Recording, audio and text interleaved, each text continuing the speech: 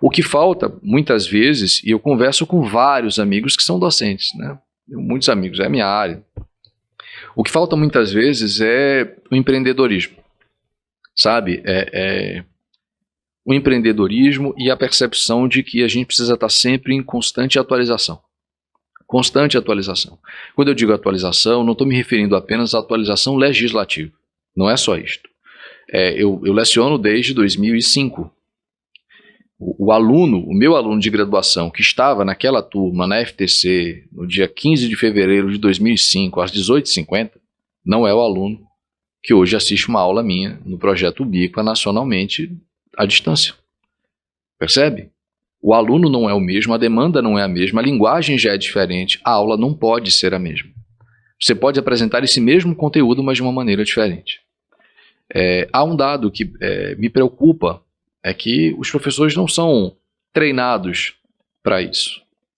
Não há essa preocupação, e aí vou te dar um exemplo muito claro, como você já me conhece, eu sou muito sincero, quando nós começamos a enfrentar a pandemia e as aulas tiveram que necessariamente ser apresentadas pela modalidade remota, nós vimos cenas, né, curiosas, para não dizer outras cositas más, mas nós vimos que um professor que se habituou a lecionar presencialmente, do dia para a noite, teve que ter câmera, iluminação, boa internet, bom enquadramento, não é? Um pano de fundo mínimo para poder, né, se apresentar com dignidade, o time de você expor o conteúdo, mas de maneira muito mais rápida e dinâmica, quase sempre sem intervenção, então o assunto corre muito mais rapidamente, sem ter qualquer tipo de preparo para isso.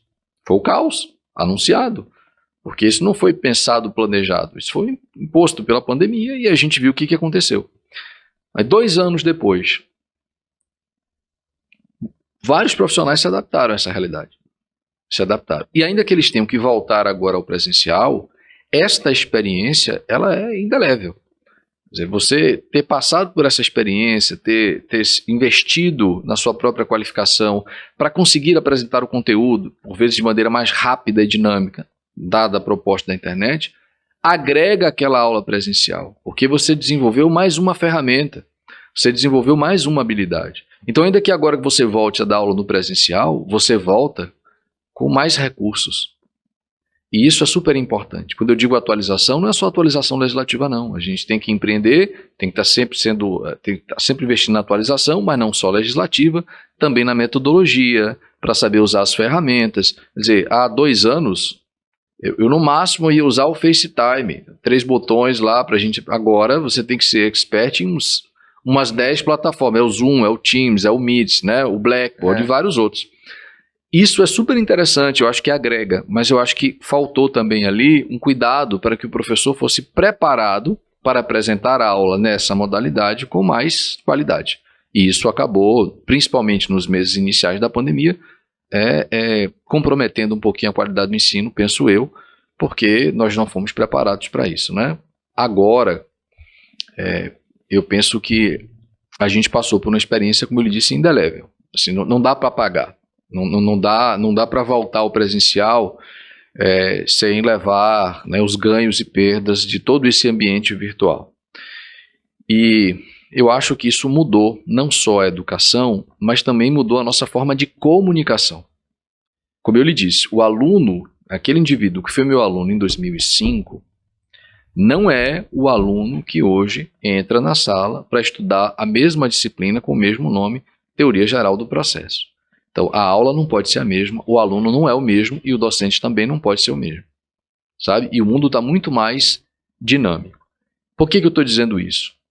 Porque com toda essa velocidade, com toda essa necessária atualização para que você se mantenha competitivo no mercado, a docência não pode ser uma segunda opção. Não é possível fazer isto. Se a docência for uma segunda opção, você não terá o tempo e a dedicação necessária para se manter atual e competitivo no mercado. E aí também depois não dá para reclamar que os convites não chegam, que o valor à aula também não aumenta, não, sabe? Não é por aí. A gente precisa tratar a docência com a seriedade que ela merece. Aí sim, se você fizer isto, se você abraçar a docência como principal opção, e se fizer isto por vocação, Aí eu acho que você sim tem uma chance de se destacar e com isso receber bons honorários.